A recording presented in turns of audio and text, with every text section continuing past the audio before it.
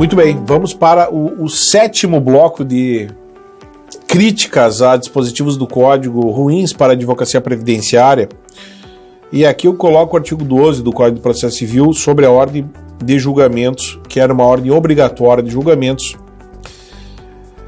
e se tornou, no final das contas, uma ordem preferencial de julgamentos. E coloquei aqui que houve, então, a permissão de relativização pelo Estado do juiz a respeito dessa ordem. Quando foi construído o artigo 12, ele fazia parte e faz ainda parte para uma parcela da doutrina dos artigos da parte principiológica do Código. Aliás, ele encerraria a parte principiológica do Código. E realmente no período inicial de projeção do Código, ano de 2009, 2010, realmente o artigo 12, a ordem de julgamentos, a chamada ordem obrigatória de julgamentos, chamou muito a atenção, foi bastante noticiado na mídia, foi bastante valorizado no meio jurídico e também da sociedade civil, que o Código estabeleceria uma ordem de julgamentos. E isso determinaria, então, que os processos mais antigos eles fossem resolvidos de uma maneira prioritária, fosse estabelecida uma ordem rígida que desse uma melhor organização à estrutura do Poder Judiciário como um todo, não só para as decisões de primeiro grau, mas também para as decisões do tribunal. O que aconteceu foi que, na vacatio legis, esse artigo 12 acabou sendo pulverizado, ou flexibilizado, ou relativizado. Foi a redação dada pela Lei 13.256 de 2016. Na vacatio legis, que foi uma vacatio de 1 ano,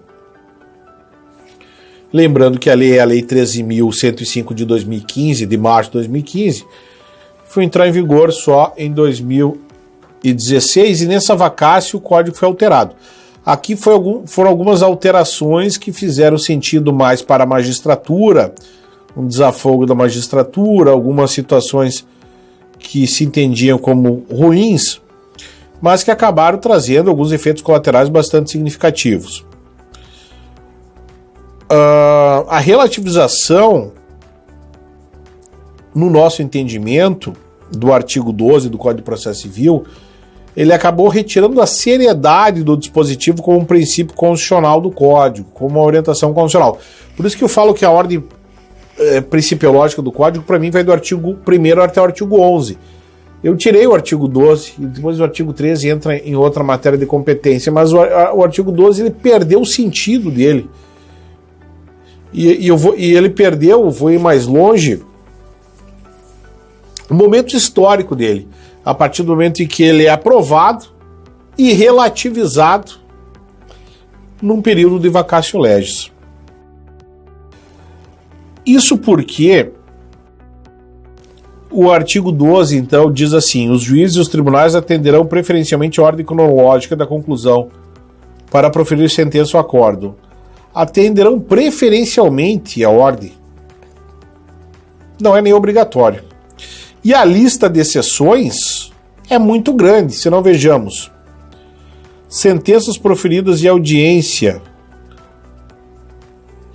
homologatórios de acordo de improcedência liminar do pedido, julgamento de processo em bloco para aplicação de tese jurídica firmada em repetitivos, julgamento de embargos, declaração e julgamento de agravo interno. Por que excepcionalizar decisões em agravo interno?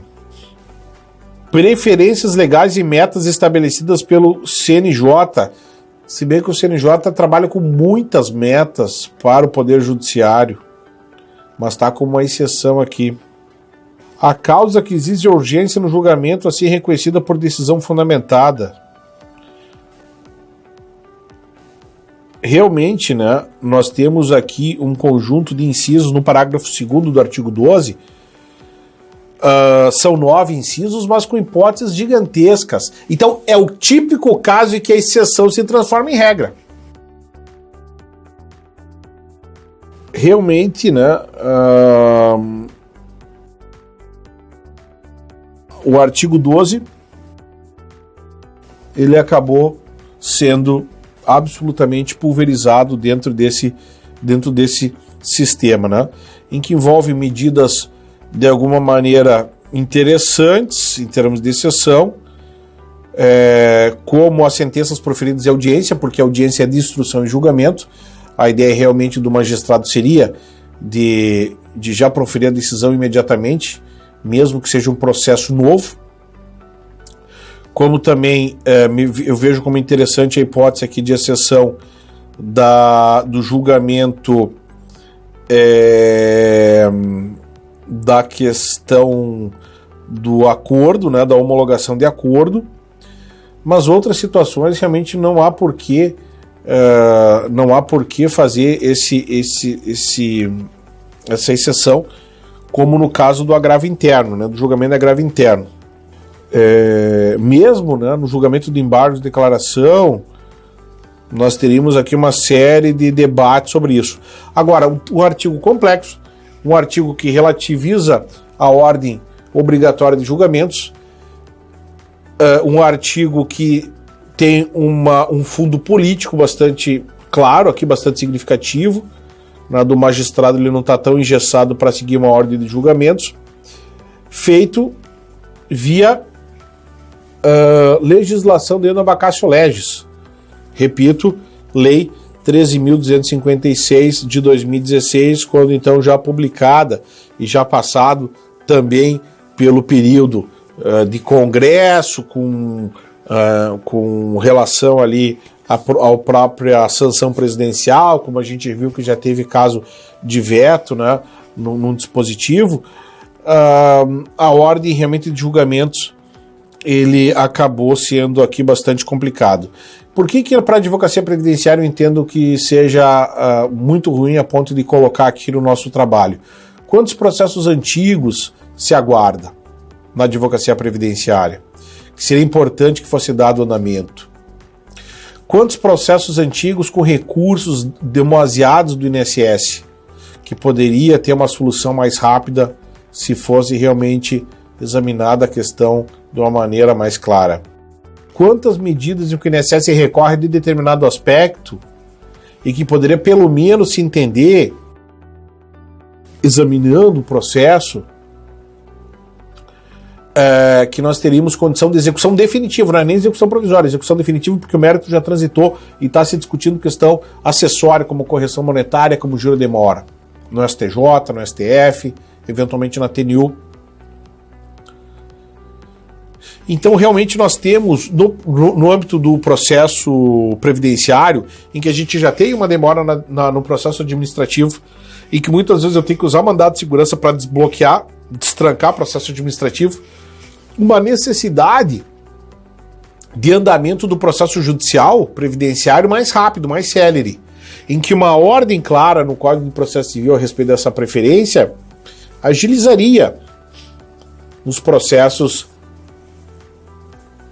que corram, né, na Justiça Federal e também que corram na estadual, na competência delegada e até mesmo na competência originária da acidente de trabalho. Tá? E fica também essa crítica com relação a um exame maior do que transita em julgado nos processos previdenciários. Se tivéssemos uma atenção maior com relação aos objetos do processo, identificaríamos objetos que já transitaram em julgado e já poderiam ser objeto de execução definitiva, de objeto que ainda não transitaram em julgado, que poderia ser objeto de uma execução complementar depois. Então nós temos uma série de circunstâncias que causam aqui demora.